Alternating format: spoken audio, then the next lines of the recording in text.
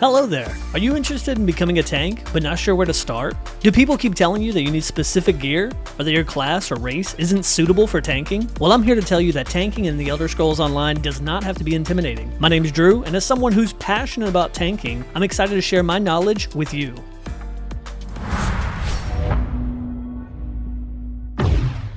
Tanking is an extremely important role in ESO, and it's incredibly fun and rewarding. The best part? You can start tanking right now. You don't need to wait until you have the perfect build or gear. Throw you a heavy armor 5-piece set on, grab a sword and shield, and get out there and start tanking. In this video, I will give you 10 tanking tips so that you can get started tanking in the Elder Scrolls Online. We're just going to cover the basics. Now, this video won't turn you into a trial hard mode tank, but it will set you on the right path. So, let's get started on this tanking journey together. I may have lost aggro.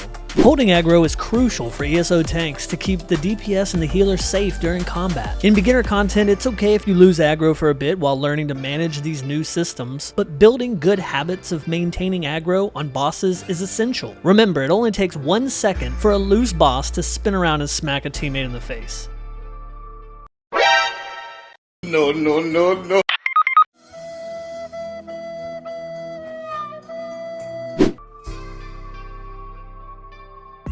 Positioning the boss is our next tip, and make sure to do so in a way that's beneficial to your team. As a tank, you'll typically hold the boss facing away from the group to avoid anyone else taking damage from the cleave attacks, and so that DPS can focus on hitting from the flank or the rear of the boss. Debuffing the boss is a vital part of tanking that benefits the entire team. It increases the damage done or decreases the damage the boss does, helping to mitigate the risk of you going down and causing a group wipe. You can debuff the boss with skills like Puncture, which apply major and minor breach to the enemy, reducing their resistances. There are lots of different skills and sets that apply a vast array of debuffs to help the team. I'm doing my part! As you progress, you'll move from selfish sets that benefit just you to group sets that buff your team and buff you. It's okay to start with sets that benefit just you, but eventually, you'll want to switch to sets that can boost your whole team's performance.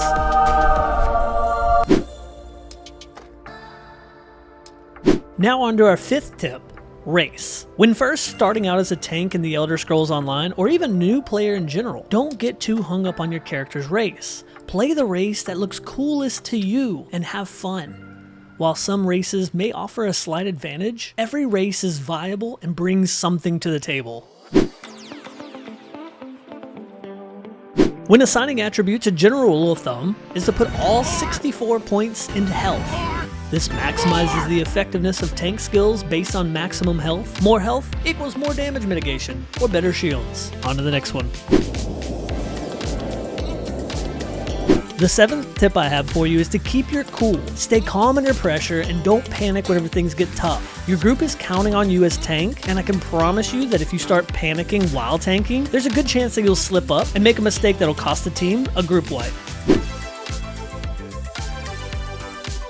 There is nothing wrong with not knowing the mechanics to a fight. All the best ESO players at one point did not know the mechanics to a fight in a dungeon or a trial. If you're unsure about a fight or need help with the mechanics, don't be afraid to ask your group mates, your guild members, or your friends. The ESO community is pretty good about helping new players, although there is always a bad apple who you might run into.